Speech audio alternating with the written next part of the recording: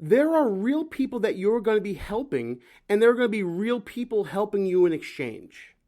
Well, that's one of the most gratifying aspects of Liberty Health Share. It's person-to-person health sharing. That is, we ask each member to set aside in their own online account, we call it a share box, and it's $199 for a single, $299 for a couple, $449 for a family.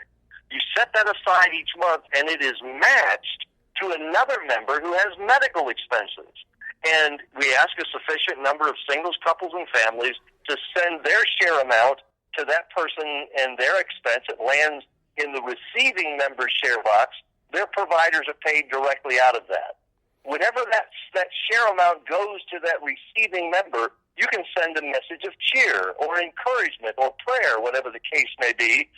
And we are not only meeting each other's health care costs on a regular monthly basis, but we're reaching out in support, emotional and spiritual support at the same time. In some of the biggest crises of our lives, Gene, we're giving each other a hug.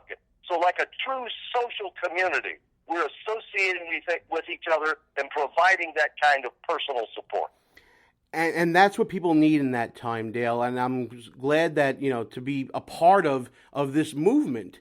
But there are some questions that people have out there. I've mentioned Liberty Health Share to members of my family, to friends.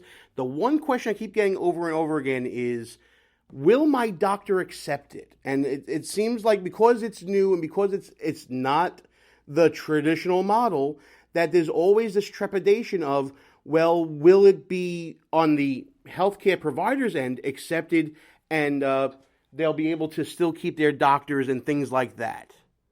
Because we are self-pay patients, sharing each other's medical bills, we are free to go to any doctor, any hospital we choose. Now, we present our health share ID card, Liberty Health Share, and ask the doc to send the bill to the electronic address or mailing address, whatever the case may be. We make adjustments to that based upon what's fair and reasonable. We send back a check after we've shared that expense within less than 30 days.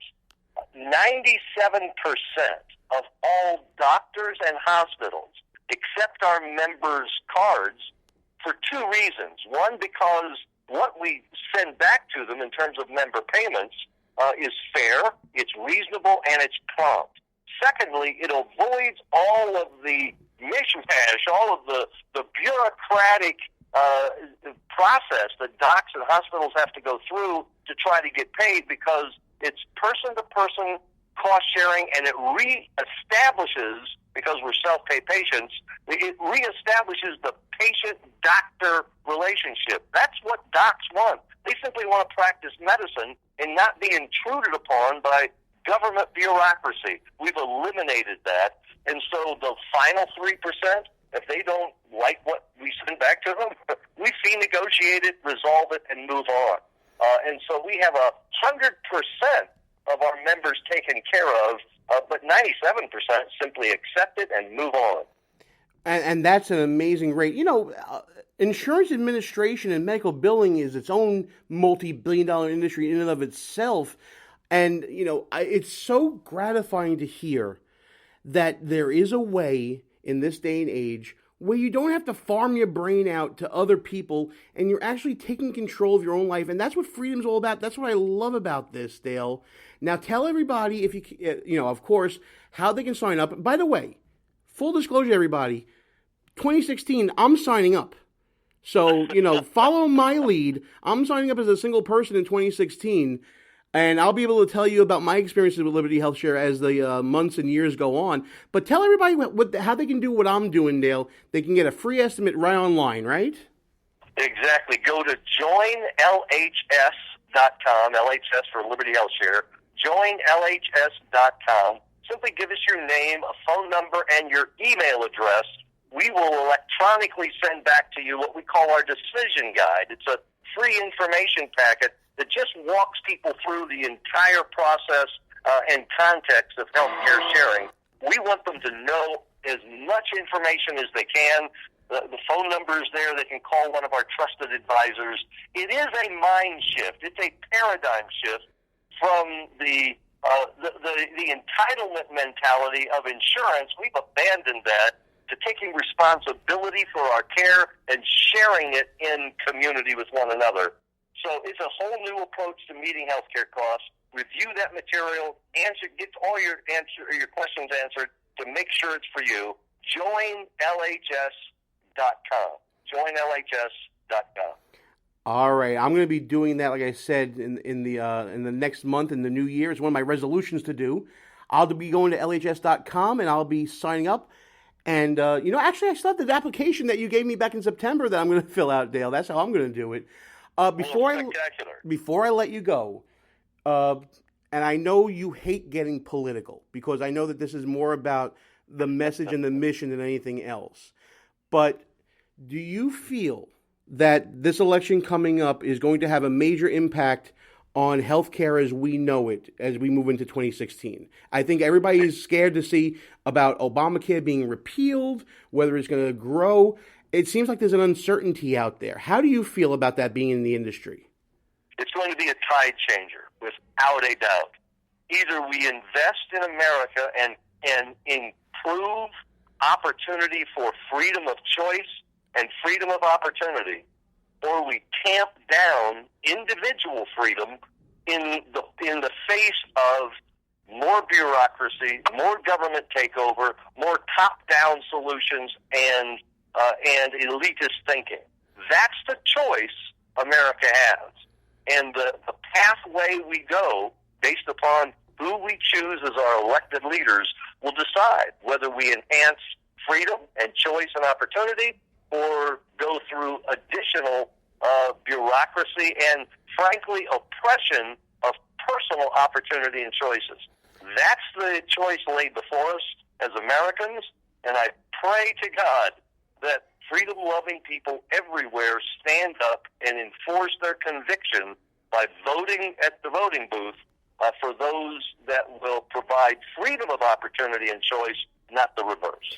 This election is about taking control of your life, taking control of the direction of the country, and Liberty Health Share is all about you taking control of your freedom to determine and chart your own healthcare path throughout life. Dale, thank you so much for coming on. God bless everybody at Liberty Health Share. Like I said, I'm going to be a member next month. We're going to talk about that next time we speak. And really looking forward to our relationship on the show with you and everybody at Liberty Health Share. What a great bunch of people, folks. If I could vouch for anyone anymore, and believe me, I'm Italian, vouching is a big deal. Liberty Health Share is worth that vouch. We are so looking forward to it, and thank you for your enthusiasm and advocacy of our organization and ministry. God bless. And that was Dale Bellis for Liberty Health Share, one of the great sponsors of our show. And even if they weren't a sponsor, I would still spend my money with Liberty Health Share. I would still be saying how great they are for providing America with a choice for their health care needs and decision making. It really is a great concept. Go to LHS.com for more information. So you got that little break from the debates. Let's get back to it a little bit, because I'm noticing something that people are doing and saying online as the debates roll on. If you remember during the early debates in the summer and fall, you always had those oh moments. You had those moments where you're like, oh snap, he didn't just go there. Those moments are waning as we go further on in the debate season right now. Donald Trump was just on TV talking about how the questions are unfair towards him. How the questioning always references something he says, characterizing it as outlandish, and trying to bring it back to quote-unquote reality or something like that, right? And to my surprise, the crowd booed, because they're getting tired of the shtick. I think now, because you're in December, because we're in the holiday season, you got your hardcore voters looking at this debate right now. You got your hardcore voters who probably have their mind made up of who they're supporting, who they got, who they're backing. They're the ones watching tonight, and if you're listening to us during the week, they're the one watching the debate that happened this week. That is why you're seeing the reactions you're getting tonight. The hardcore Jeb fans, and that's Jeb with an exclamation point, They're out there, and they're in force in the crowd tonight. The hardcore Rand Paul fans, they're out there in the crowd tonight. The hardcore Trump fans are in the house tonight, but the hardcore Trump haters are also there. I think what you're seeing is the triple prime voter, you like to call them, the one that shows up for every election, no matter who's on the ballot. That's the one that's listening to this debate tonight. And that doesn't bode well for the polling later on for the casual voter, the voter that Donald Trump seems to be attracting. The voter who isn't really so in-depth and wonky like me. The voter who isn't so party loyal like some of you out there. The voter who shows up to vote only for that presidential election because that's the most important thing to them. The casual voter. Some would call it the zombie voter, the one who votes down the laundry sometimes. But it's more like the awakened zombie for Donald Trump because he's waking up some people, those who don't believe in political correctness and all of that. But I think what you're going to see after this vote is the wonks and the party loyalists are starting to distill the field as we head towards Iowa. You're going to see people who are maybe crossing over to someone like a Ted Cruz as a reasonable alternative to what Donald Trump is saying. Maybe Trump light is a nice way to put him. You're seeing the establishment, so-called, gravitating to Rubio because he's distinguished himself in the debates. He has a track record. He plays with the party. He's wearing the same jersey, as they say. And you're seeing people like Carly Fiorina and Ben Carson getting left out in the cold a little bit because their base is really not as big as you think it is. There is a growing discontent throughout the nation right now with government doing business as usual. We all know it. We all get it. This is the year of the outsider. But there's only room for one outsider, folks. Is it going to be Donald Trump? He seems to have the majority. How big is that base for Carly Fiorina? She can be the outsider all she wants, but if she's not getting the same reaction that Donald Trump's getting, I'm sorry. You're not the outsider candidate. Same thing for you, Ben Carson. I mean, I've seen more comments about people falling asleep during Ben Carson's opening than I have anything else about what he said so far. Oh, and by the way, he's a neurosurgeon. He mentions that for every question. We're in a national policy debate. He's comparing it, being the President of the United States and killing people, to neurosurgery. That's what it's coming down to, folks. You're seeing clear battle lines, outsider, insider. Trump, Bush, outsider, insider. Rubio, Cruz, outsider, insider. Regardless of how they are, that's the narrative. That's what you're seeing right now. That's what the outsider-inside battle is distilling down to. Everyone else is kind of on the fringes right now. You're going to see, I think, between now and after Iowa, you're going to see a whole lot of people dropping out. I'm calling it right now. I mean, Carly Fiorina, I like the way she debates. I think she's one of the preeminent debaters up there right now. I think she's doing a great job. She's not getting the airspace. The air is being sucked out of the room for her. Because people are interested in hearing Cruz versus Rubio, Trump versus Bush. That is the particular outsider-insider battle going on right now.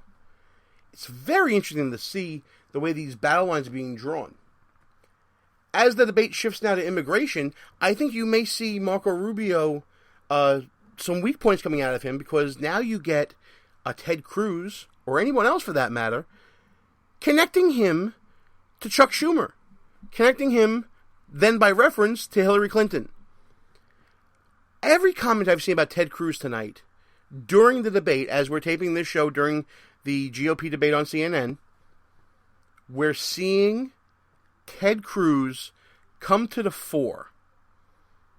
I think you're seeing Ted Cruz stepping up in a big moment. And this might be the moment everyone remembers where Ted Cruz looked the most presidential during any one of these debates. And he's been on a slow burn and building up to this moment, folks. I think you're seeing it happen right now. And one of the most presidential things he did so far, he actually got Rand Paul to take all the hits for him. Rand Paul agreed with a lot of what Ted Cruz was saying, but he was the one that was getting attacked for it, not Ted Cruz. When he was talking about due process and First Amendment in connection with fighting the war on terror,